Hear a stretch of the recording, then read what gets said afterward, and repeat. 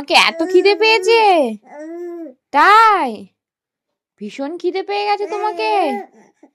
তোমাকে কেউ খেতে দিচ্ছে না, সবাই খেয়ে নিচ্ছে। তুমি রেগে যাচ্ছ সেই জন্য বাবা? তুমি কি ও, ওরা ভাত রুটি সব খেয়ে নিল, তোমাকে কিছু দিল না? তাই? তাই? তোমাকে কিছু দিল না?